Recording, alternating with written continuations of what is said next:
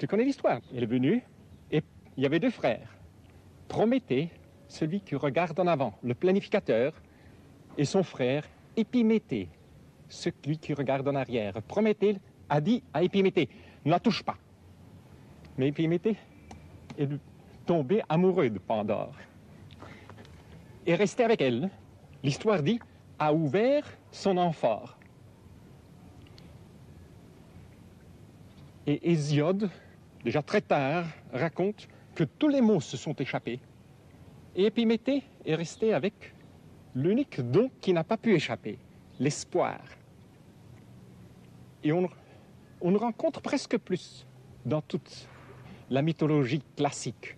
Toute la mythologie classique, dès lors, est orientée vers l'avenir, vers l'effort de mettre de nouveau dans une boîte les mots que la Pandore classique a laissé échapper. L'homme Épiméthée se développe en essayant de détourner de Pandore, concentré sur les mots et cherchant de créer un monde dans lequel nous avons des institutions, je les appelle, des asiles, pour renfermer les différents mots qui originalement étaient échappés. Je crois que l'histoire de Pandore, pour me répéter, l'histoire de Pandore est la meilleure histoire du détournement de l'homme du Delphos, de la terre, de l'interprétation des songes et des images vers l'homme qui planifie. Tu sais que Delphi, plus tard, est devenu le centre principal de planification parce que toutes les comment dit-on, les cités grecques. Oui, mais les cités grecques ont été implantées là où les prêtres de Delphos disaient qu'ils devaient être implantés. Ils savaient un peu plus parce que tout le monde venait à Delphi raconter ses histoires, alors ils pouvaient donner les bons conseils, comme les planificateurs aujourd'hui les donnent, parce qu'ils écoutent ce qu'on dit dans le peuple et ils prédisent pour l'avenir ce qu'ils voient déjà dans le présent.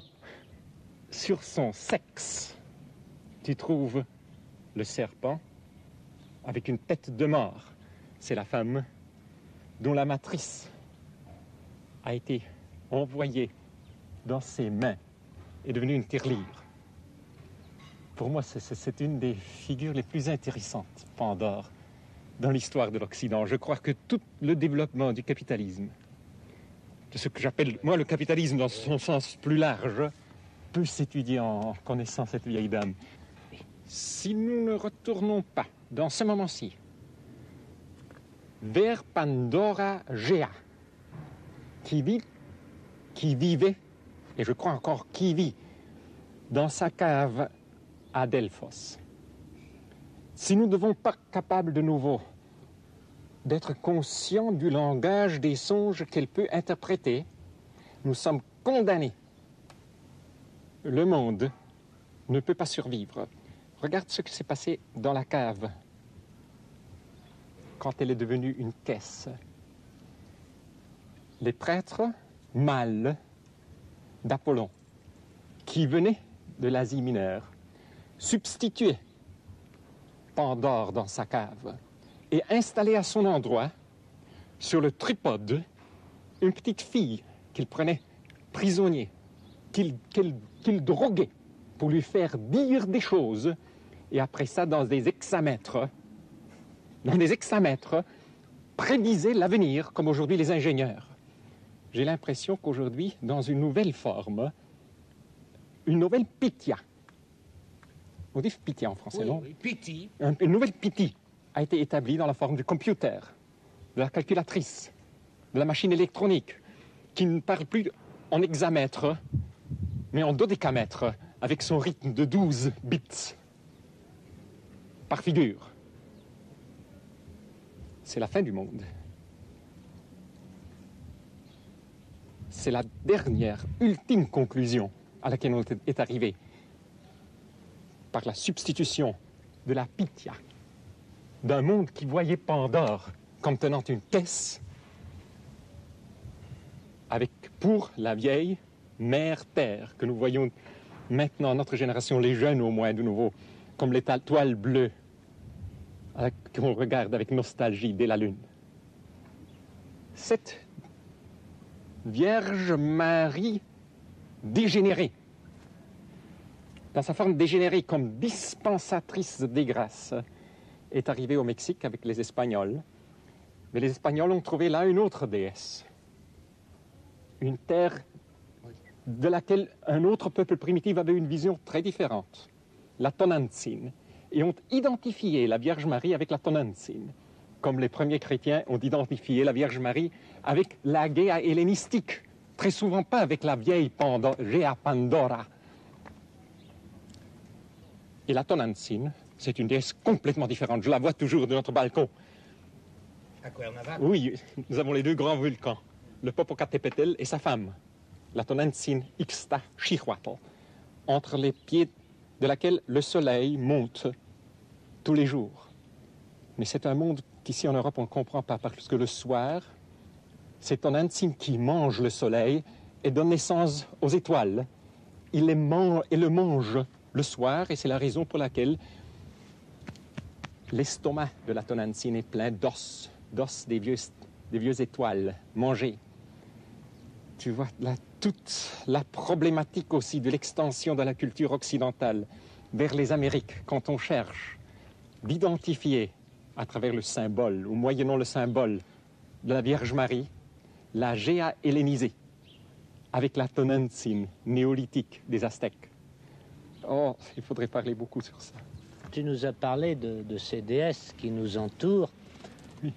Et au cours de notre conversation, tu n'as pas mentionné le nom du Christ. Est-ce que c'est exprès?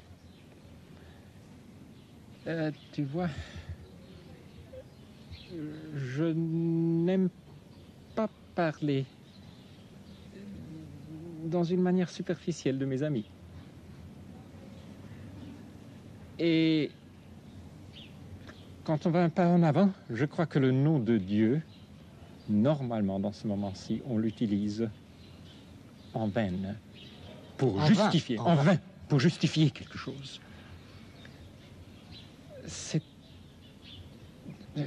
J'espérerais donner de faire savoir que je l'aime sans en parler.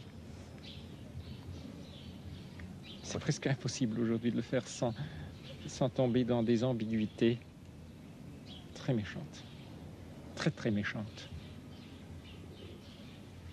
C'est qu'il y a l'institution aussi, et l'inversion de l'institution. Qu'est-ce que ça veut dire quand cette institution se réclame du Christ? Écoute, l'institution se conçoit sur le modèle politique, sur le modèle d'une administration, d'une bureaucratie. Maintenant, de la Bible, je sais que j'ai mes racines en elle. Dans ce sens, c'est les mères. On est fichu avec elle pour la vie, comme toi avec ta femme. Et je sais aussi de la Bible qu'elle est une putaine. Et je cesserai d'être romain, chrétien romain de l'Église que le Seigneur a fondée, si je n'aurais pas le courage de m'identifier comme fils de putaine. Mais ça, ce sont des choses, comment... Tu vois, l'aliénation est telle qu'on voit tout de suite, et avec du réalisme, que si je parlerais de l'Église telle qu'elle est en décadence, en France ou à Rome, ou dans bien des pays en Amérique latine, je m'identifierai avec un parti, des exploitateurs, peut-être des exploitateurs de gauche plutôt que de droite. Acceptons l'ambiguïté d'être des fils d'une mère indigne, mais pas de nous. Et dans un certain sens, ça te fait aussi voir quelle devrait être peut-être notre attitude vers l'institution. Enfin, dans l'Occident, l'unique grande tradition d'étude, d'analyse d'une institution qui ne se définit pas comme État est l'ecclésiologie. Et c'est en appliquant la grande pensée de l'ecclésiologie, en la sécularisant profondément, qu'on peut peut-être dire plus de choses sur ces nouvelles religions qui cherchent de produire des grâces temporelles qui s'appellent l'éducation, la santé, le bien-être, qu'on arrive à une vision plus claire de ce qui doit être une inversion institutionnelle. Les institutions présentes, et même l'Église, cherchent de produire la grâce, lorsqu'elles devraient être des tables autour desquelles je te retrouve au nom du mystère. Et je récupère le sens intime, toujours personnel de l'espérance, plutôt que permettre que l'espérance devienne, comme on l'a dit avant, aliénée et donner raison à ce que, en étudiant la langue française telle qu'elle est, Camus nous donne sur ce point. Mais tu penses que l'Église fait beaucoup de choses, peut faire beaucoup de choses dans l'Amérique latine où mais oui, elle est encore encore en train de institution. Non. Mais elle est encore une institution qui a du pouvoir. Et pour cette raison-là, elle pourrait utiliser ce pouvoir du côté, par exemple, de ceux qui s'identifient aujourd'hui comme la gauche. Et même la gauche assez radicale. Et certains le font. Mais inévitablement, alors, elle se compromettrait de nouveau avec un nouveau pouvoir qui, dans ce moment-ci, recherche simplement d'augmenter la production, le GMP, au nom de tous. Je crois qu'il faut plutôt chercher dans le message évangélique l'inspiration, le courage, le sens d'humour, le sens de relativité des choses, la peur de Dieu. Je t'explique ce que je veux dire, ce que nous avons juste maintenant discuté, sur la nécessité de fonder la survie du monde sur une nouvelle politique qui cherche des accords majoritaires sur ce qui est assez bon, assez vite, assez de vie. Je parle de la pauvreté d'esprit, dans le sens le plus profond, parce que ce serait des pauvres que sera cette terre, nous dit l'Évangile. Il y a une étrange convergence entre la béatitude de la pauvreté, si on la comprend dans ces termes politiques desquels nous discutons ici, et ce que la raison nous fait voir comme inévitable pour ce qu'on survive dans un monde dans lequel l'homme est devenu presque tout-puissant. Et un grand théologien du XVIe, XVIIe, commentant sur la somme de saint Thomas, sur la relation entre les béatitudes et les dons du Saint-Esprit, fait voir comment saint Thomas appelle la crainte en français, de Dieu, comme la base de la béatitude de la pauvreté. Parce que la crainte qui n'est pas servile, parce que j'ai peur de toi, parce que tu pourrais me battre, mais la crainte qui est amicale. Je ne veux que rien entre toi et moi. La peur des choses qui pourraient m'empêcher d'être en contact avec toi est vraiment la base de cette pauvreté, de cette nécessité de limites supérieures qui doivent venir maintenant directrices pour une politique. Maintenant, tu peux dire que c'est de l'utopie. Je t'ai dit non. Mais que ce soit une croyance dans l'essentielle bonté de l'homme, même s'il est gravement blessé. Oui. Yvan, j'ai encore une question à te poser.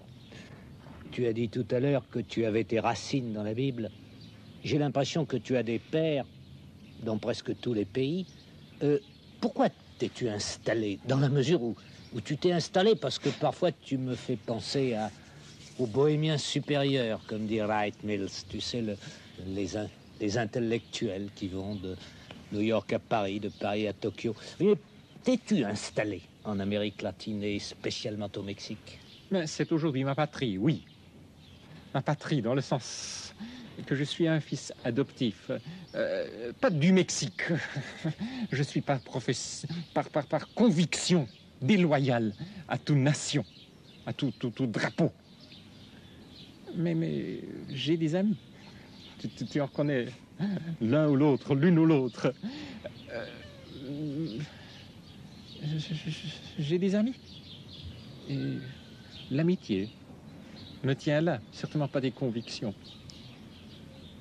Mais enfin, tu sais que j'ai eu un peu le même sentiment quand je me suis trouvé au travail avec les Portoricains à New York, dans une paroisse.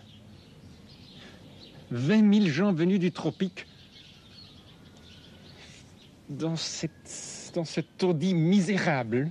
Là, j'ai connu la pauvreté. Là, j'ai compris ce que ça veut être pauvre, dire être pauvre. J'ai connu le nord-est du Brésil plus tard, mais je n'ai jamais plus revu la misère, l'indignité des Portoricains à New York. Et ça m'a conduit à Porto Rico. À Porto Rico, c'est à ce moment que tu as appris leur langue. Oui, et c'est pour ça que je ne l'ai jamais appris bien. L'espagnol, le portugais, que j'ai appris bien dans notre école de portugais que des Cuernavaca nous avions fondé à Rio de Janeiro, je l'ai appris de telle manière de me perdre dans le carnaval.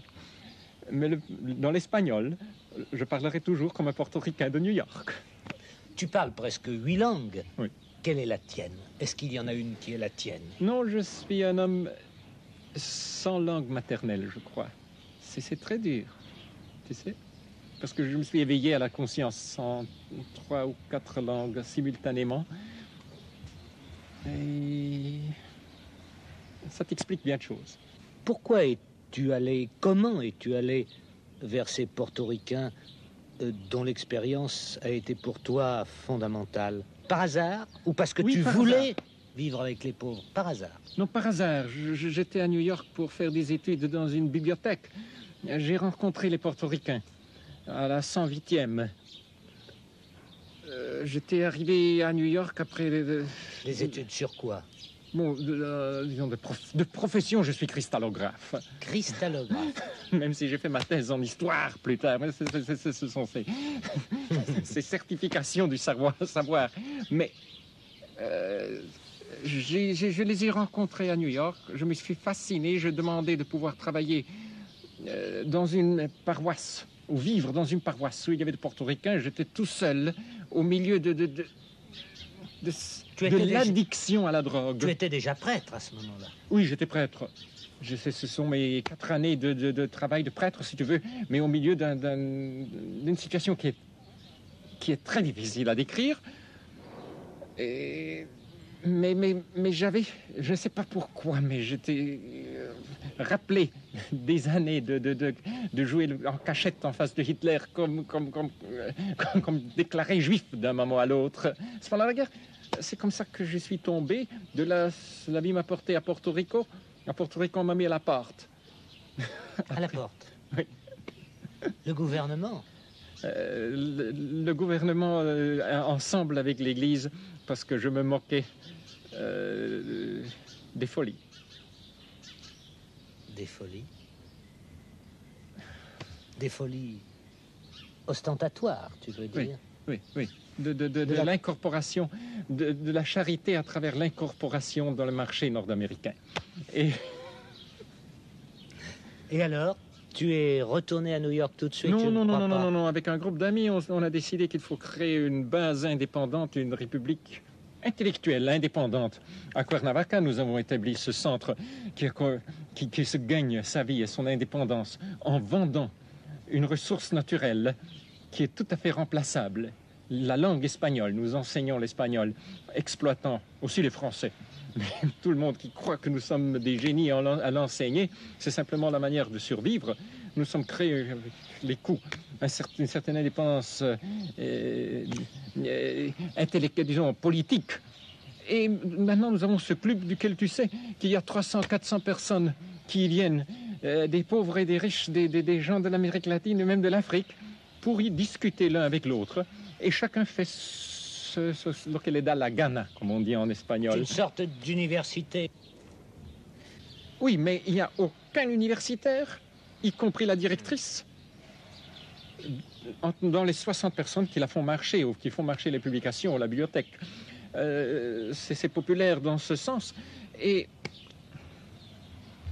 c'est très difficile de décrire si c'est de la vie pratique ou théorique. Parce que ça nous donne, à certains d'entre nous, la possibilité d'être dans bien des endroits de l'Amérique latine profondément présent. Est-ce que tu penses que l'expérience du fonctionnement de Cuernavaca est positive et que c'est un modèle qui pourrait être exporté maintenant, imité, disons? Non, je ne prononce pas. Pas encore. Je ne prononce pas, je ne sais pas, je crois que c'est tellement d'années? simple. 10 ans. 10 ans et ça fonctionne, mais je crois que vraiment, toute personne qui perdrait ce sens d'infériorité que la damnée scolarité mentale donne, et dirait, moi, je vais réunir des amis pour discuter sur telle affaire, et dans ce but de j'ouvre un petit café, je ferai la même chose. Et en effet, ça se passe maintenant, pas dans les capitales de l'Amérique latine, mais dans bien des endroits, des petits villages. C'est la véritable université populaire. Oui, mais ça ne doit pas s'appeler université. Et maintenant, qu'est-ce que tu veux faire? Quel est ton projet?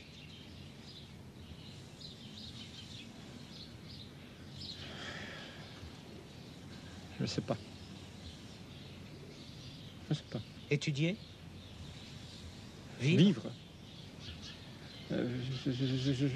Je ne suis pas prométhéen, tu sais. Mais poète. C'est à toi de décider. Je suis mauvais. Pourquoi t'ont-ils mis à la porte de Porto Rico? Hein? Pourquoi? Parce que, à ce moment-là, j'étais un des 5 membres du comité qui dirige toute l'éducation publique à Porto Rico et aussi recteur de l'université catholique. J'insistais que le 42% du budget national de Porto Rico dédié à la scolarité n'était pas suffisante.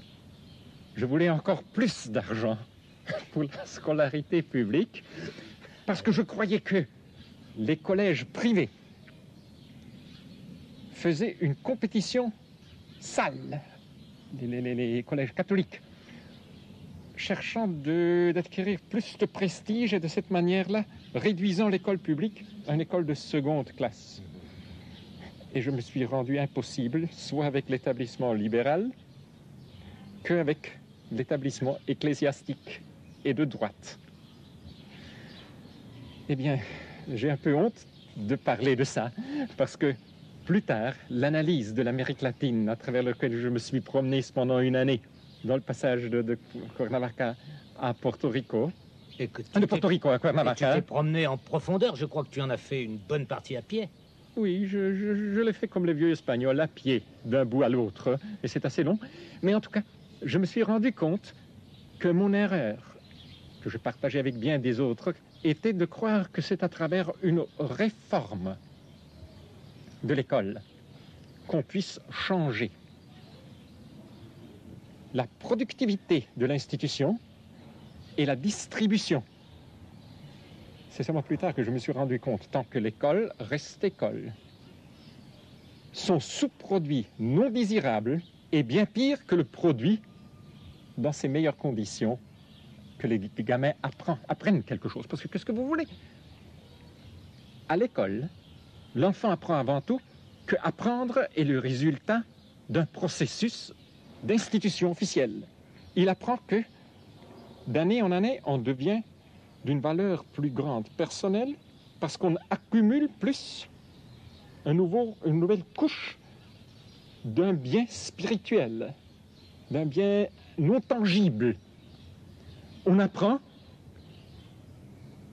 que ce qui est valable à apprendre, ce qui me servira plus tard, ou peut-être ce qui servira à la société plus tard, c'est ce qui peut être transmis par quelqu'un qui est professionnel. On apprend que enseigner, si on n'est pas professionnellement instituteur, est en quelque forme moins valable. Alors toute la critique de l'école est postérieure à l'année 60. Je crois que nous avons eu un certain succès à susciter la pensée sur la nécessité de la déscolarisation des sociétés, d'imaginer une société qui est plus simple, avec une technologie plus transparente, ce qui suppose les limites desquelles on a parlé avant, auxquelles on doit encore parler.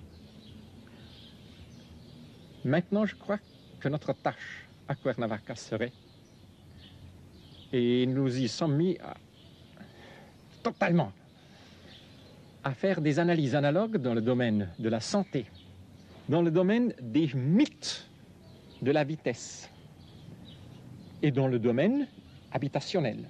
En Amérique latine, dans tous nos pays maintenant, les critères minimums qui déterminent si une maison est habitable ou peut être rasée s'il ne plaît pas à la ville sont si complexes qu'une maison qui correspond au minimum d'habitabilité coûte par mois un loyer supérieur aux entrées du 80% de notre population.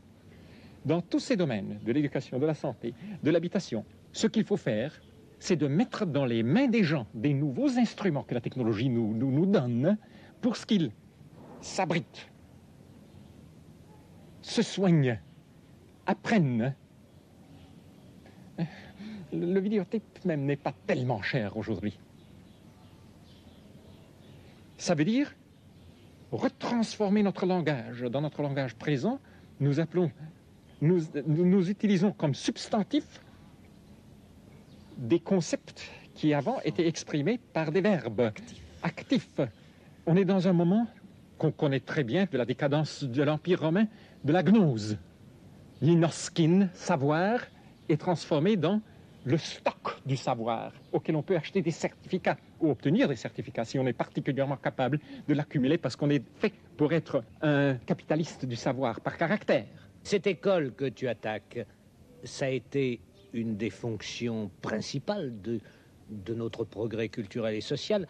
Et comment peux-tu imaginer une société sans école? Mais avant de comprendre ou de parler de la société sans école, qui était la société de toutes les époques historiques, et qui est la société dans laquelle vivent encore les 3/4 de l'humanité qui ne vont pas à l'école ou sont exclus par l'école après 1 an ou 2 ans, et dans ce sens, ils sont dans une condition pire, parce qu'à l'école, ils ont appris seulement qu'ils sont inférieurs à ceux qui sont avancés dans l'école. Il faut comprendre le mal que l'école fait.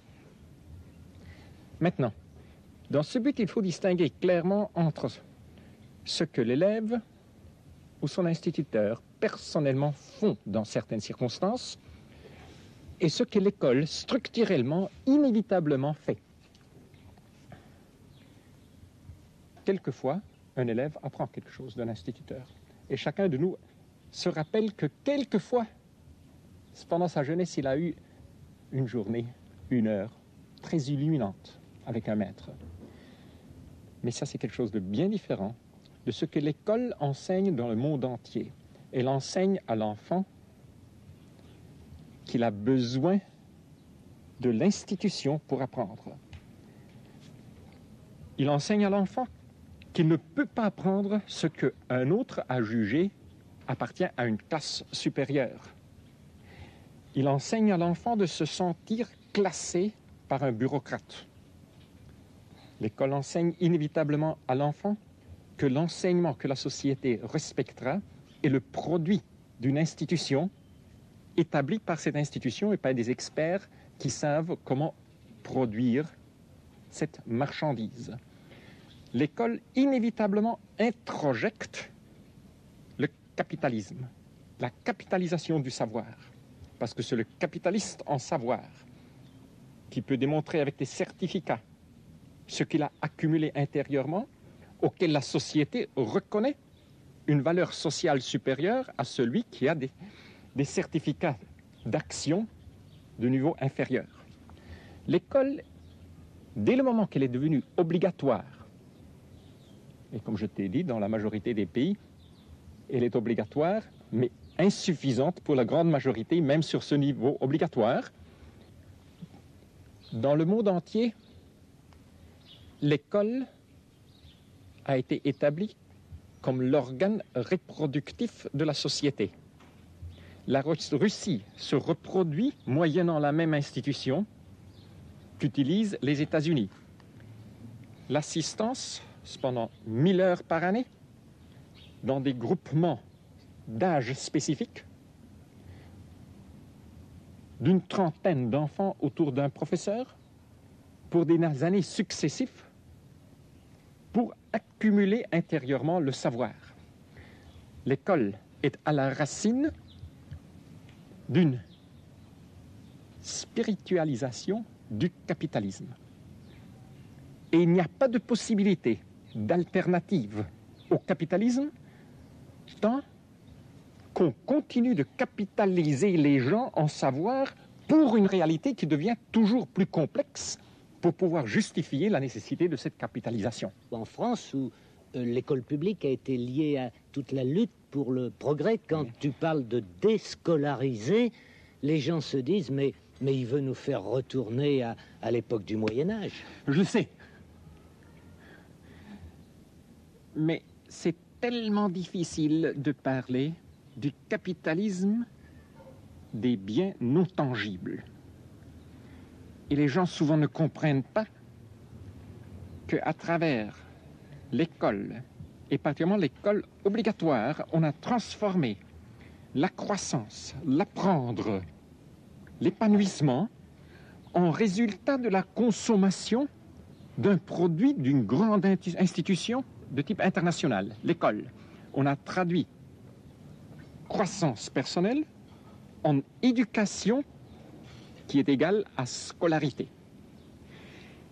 Et ça devrait être logique que, une fois qu'on fait cette traduction et la rendre obligatoire, l'éducation, le savoir même, devient une marchandise, même si elle est produite, comme dans la majorité des pays d'aujourd'hui, sous contrôle d'État, par un ministère.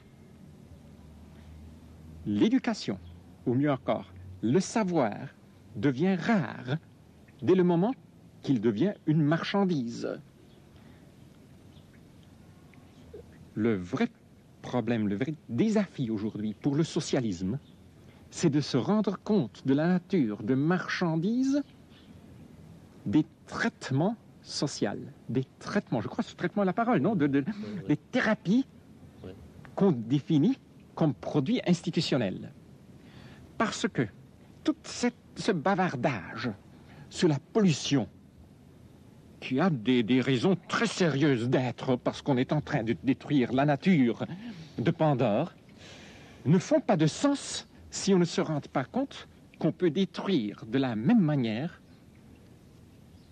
la convivence sociale, la texture sociale, si on suit l'exemple de la Russie ou des États-Unis, cherchant de développer le secteur tertiaire, le secteur des services obligatoires, arrivant à transformer tous les besoins interpersonnels, le besoin d'être assisté quand je suis malade ou mourant, le besoin de m'ouvrir au monde et de m'illuminer sur ce qui se passe dans le monde quand je suis jeune, le besoin de passer d'un endroit à l'autre dans le transport, si on transforme tout ça en marchandise.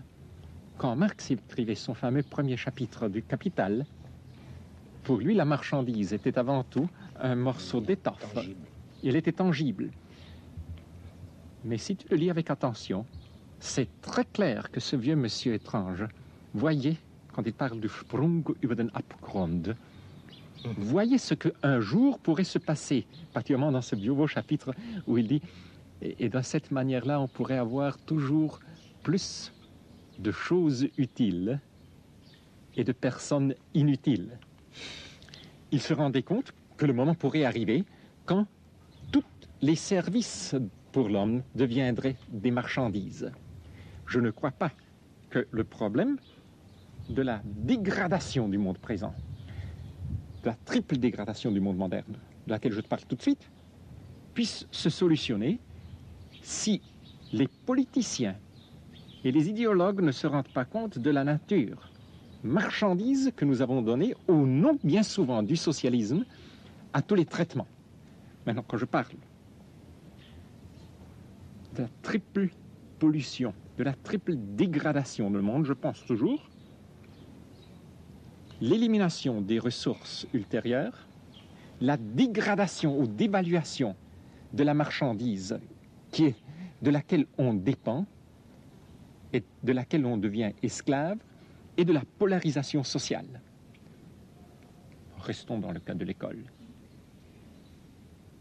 Une fois que je traduis éducation ou savoir en scolarité, automatiquement, il y aura certains qui, pour certaines raisons, seront sélectionnés pour en avoir beaucoup plus que les autres et qui justifieront leur privilège économique, social, politique, par le fait qu'ils ont accumulé spirituellement une marchandise non tangible qui s'appelle le savoir. Ce qu'il faut comprendre, c'est qu'un monde technologique dans lequel on n'a pas besoin de spécialistes est un monde dans lequel certaines dimensions de la technologie, possibles à travers la technologie, sont radicalement limitées au bien du peuple. Tout le monde au Pérou saurait comment réparer son âne mécanique. Si c'était un âne mécanique, et personne, même Monsieur le Président ou l'ambulance, ne pourrait pas venir à une vélocité supérieure à 15 km. Tout le monde au Pérou ou au Mexique pourrait apprendre comment faire les analyses de sang nécessaires pour identifier le 90% des maladies desquelles aujourd'hui les jeunes meurent dans une question de 2 semaines et d'administrer les médecines correspondantes. Mais pour ça, il faudrait éliminer la possibilité d'avoir, dans un petit pays comme l'Honduras, 2 bombes cobalt en compétition l'une avec l'autre, qui servent uniquement à ceux qui sont déjà devenus des capitalistes du savoir. Ça veut dire ceux qui ont accumulé, introjectant une éducation qui est disponible sur un marché, ça ne fait aucune différence si c'est un marché de type occidental ou oriental, comme marchandise. Et la question qui me préoccupe et que je te pose, cet optimum social, économique, qui le définit et qui en fera une politique? Écoute, je parle d'un maximum, pas d'un relationné probablement à un optimum. Et je dis que dans un monde dans lequel toute dimension devient possible scientifiquement, toute vélocité devient possible, toute prolongation de vie devient possible. Celui qui dirigeait le programme des fusées aux États-Unis maintenant, le mois dernier, a laissé son travail pour se dédier à la production de l'immortalité. Mais tout devient possible à certains. Tant que la grande majorité est prête de faire les esclaves pour envoyer un homme à la Lune, dans un tel monde, c'est inévitable que la politique s'oriente à créer un toit, un profil de ce que nous considérons, dans certaines dimensions, suffisant pour nous tous. Prométhée, l'homme du travail et de la révolte contre les dieux, continue de vivre avec nous. Mais l'autre, Épiméthée, on n'en parle plus. Tu crois qu'il est encore vivant? Il est la figure mythologique oubliée dans l'Occident. C'est l'homme qui reste avec Pandore, qui a fermé son amphore avant que l'espérance pouvait échapper. C'est l'homme qui reste avec l'autre. Et Épiméthée, c'est l'homme qui a inventé l'espoir, qui a inventé la planification, la création du monde pour l'homme, lorsque Épiméthée reste avec l'autre dans le monde. Et je crois que le vrai problème aujourd'hui, c'est celui de récupérer une signification profondément humaniste dans cette terre, sur cette terre, de l'espoir dans l'autre. L'espoir était aliéné en devenant le produit d'institutions supernaturelles, surnaturelles, qui produisaient à travers des rites un espoir dans un autre monde. Et dans ce sens-là, Camus a eu raison de soulever ce problème-là. Mais l'espoir, justement, il faut le réintégrer à nous, n'est-ce pas, dans notre vie, à nous, c'est-à-dire sous une forme de communauté ou comme tu dis de convivialité. Exactement. Hein, c'est-à-dire une manière de vivre ensemble qui ne soit plus de nous projeter vers les choses. Exactement. Il faut se rendre compte que la productivité des institutions arrive à un certain point où elle commence à étouffer et rendre impossible notre disponibilité à la convivialité. On arrive à un certain point où toute une culture peut être tellement orientée vers la réalisation de la vie humaine à travers la consommation de biens et de services qu'on devient incapable, comme membre typique de cette culture, de dépendre de la surprise que l'autre, même s'il n'est pas un professionnel, même s'il n'est pas membre d'une institution, même s'il n'a pas appris quelque chose de spécial, peut me soigner. Je peux apprendre de lui. Il faut opposer l'espérance récupérée à l'espoir dans le sens de l'anglais expectation, rising expectation. Il faut de nouveau apprendre à opposer la disponibilité à la surprise par toi à l'expectative, à l'espoir qu'une institution me donnera le produit que j'ai appris à planifier et à déterminer dès l'avance. Je crois que cette récupération de la capacité de dépendre l'un de l'autre, même dans les sociétés technologiques, qui sont les sociétés les plus malades, dans l'Occident et dans l'Orient, est la grande tâche de ce moment-ci. Normalement, on voit le problème de l'avenir aujourd'hui, quand on discute, comme nous avons discuté ces jours ici, comme un effort de rendre les institutions plus productives, de protection contre les maux que Pandora a laissé échapper, et de distribuer mieux le résultat, le produit de ces institutions. Je crois que la vraie tâche, c'est une inversion des institutions. Oui. Tu sais bien ce qu'on dit de ces idées-là. On dit que c'est de l'utopie. Je ne sais pas à quoi opposer l'utopie. Mais vraiment, on l'oppose, comme tous les managers d'hommes, au réalisme, ce qu'eux l'appellent le réalisme. Je parle de simplification, je parle d'inversion institutionnelle et je parle de déprofessionnalisation. Et tous les trois me semblent des exigences inévitables si nous voulons survivre, et pour cette raison-là, dans mon sens réaliste. Je parle de simplification, et très souvent les gens disent « Ah, c'est un autre de ces songeurs dans la grande tradition du retour à la nature. Primitive. » Je n'ai rien contre l'identification avec les conservateurs néologiques. Je n'ai rien contre l'idée qu'on m'appelle un conservateur néolithique. Mais c'est une désignation. Je parle de la nécessité de la simplification de la vie si nous voulons avoir une terre qui est bonne.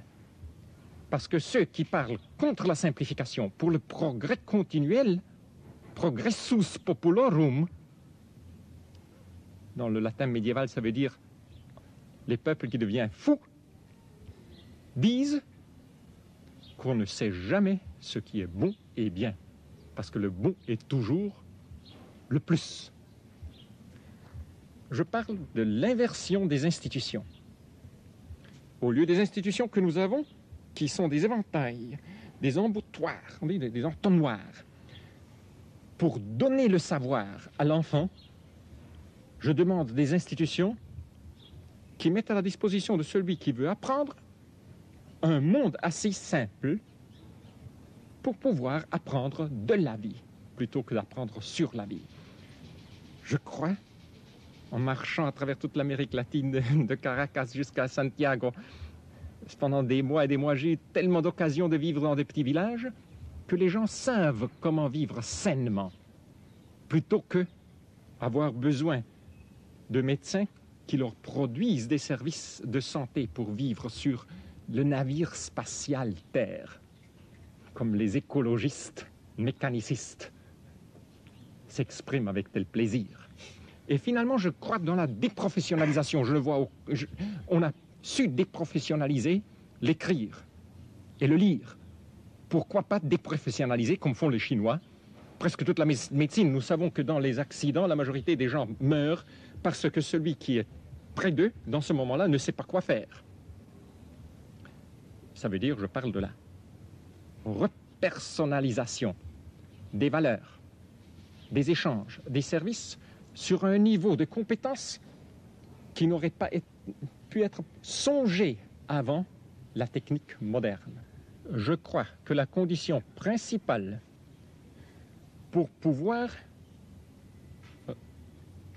rendre politiquement faisable ce dont je discute sont des accords majoritaires sur certaines dimensions bases dans lesquelles nous disons telle vitesse est suffisante, tel outillage pour la santé est suffisante. Et même si tu veux l'avoir, au moins socialement, on ne produit pas plus pour toi que ce qui a été décidé comme assez bon pour tout le monde par accord communautaire. Dans le moment présent, et depuis la Révolution française, de plus en plus, on définit comme but d'une démocratie de définir en commun le minimum que tout le monde doit avoir.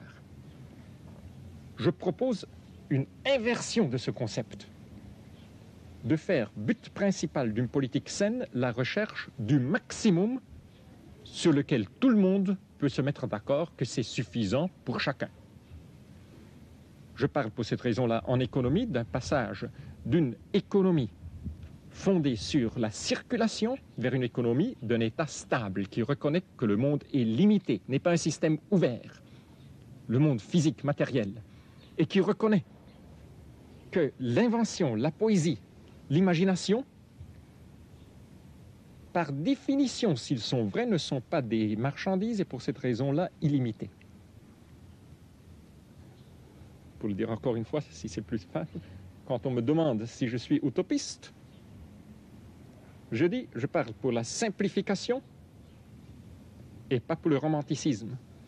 Je parle pour l'inversion de la fonction des institutions et pas contre toute institution.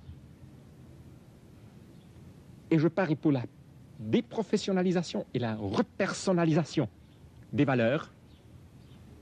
Je ne parle pas contre la compétence. Mais pour chacun de nous qui vit dans un monde simple, on sait que de la boue, les gens savent faire des choses d'une beauté, une complexité imaginaire extraordinaire. Laisse-moi te citer un poème que j'ai lu juste dans l'avion en venant à Paris pour cette occasion. C'est un poème néolithique, aztèque, écrit par un Espagnol, en lettres espagnoles, mais dans le nahuatl. Ce poème dit « Pour un tout petit temps seulement, nous sommes prêtés l'un à l'autre. Parce que, c'est adressé à un Dieu, nous vivons parce que tout nous dessine. Nous avons de la couleur parce que tout tu nous peins. Et nous respirons parce que tu nous chantes. Mais seulement pour un tout petit temps, nous sommes prêtés l'un à l'autre. » Et ça continue. Parce que nous nous effaçons comme le dessin, même quand il est fait dans l'obsidian. Nous perdons notre couleur comme même le quetzalcoatl, le beau oiseau vert, perd sa couleur. Et nous perdons notre son et notre respire comme même le chant de l'eau.